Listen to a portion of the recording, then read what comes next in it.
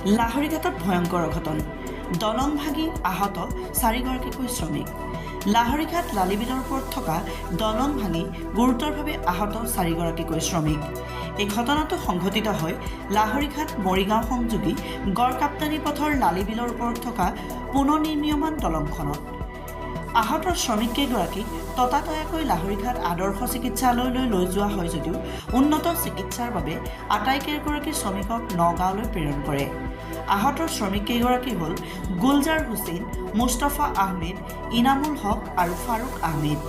উল্লেখ্য যে ঠিকাদাৰৰ ময়মতালিৰ বাবে এনে দুৰ্ঘটনা সংঘটিত হয় বুলি স্থানীয় ৰাইজৰ অভিযোগ news desk report বতৰদবা live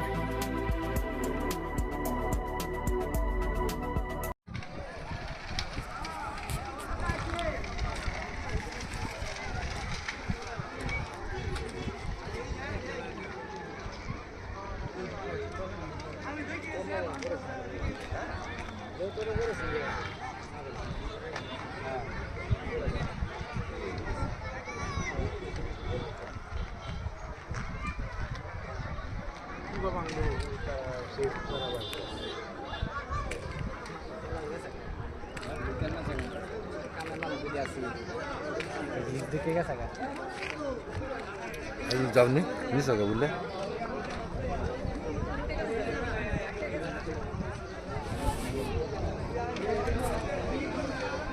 bangda angle से है चलो जरा भाज्य बांगलो काने थे बांगलो से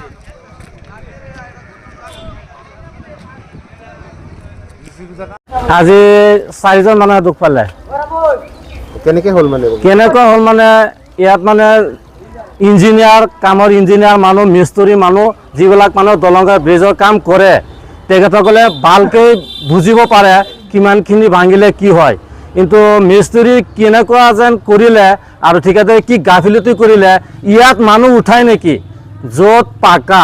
পকা কাম তাত বাঁহৰ খুঁটা দি ৰাখিব পাৰ নেকি আপোনালোকে তাত যাক গৈ চাওক বাঁহৰ খুঁটা দি সিহঁতে এইটো কামটো কৰিছিল আৰু এই বাঁহৰ খুঁটা ভাঙি পেলাই মানুহকেইটা আজি বাগৰি পৰিল একদম মাটিতে পৰিল পকাত পৰিছে 4জন মানুহ এনেকুৱা অৱস্থা হৈছে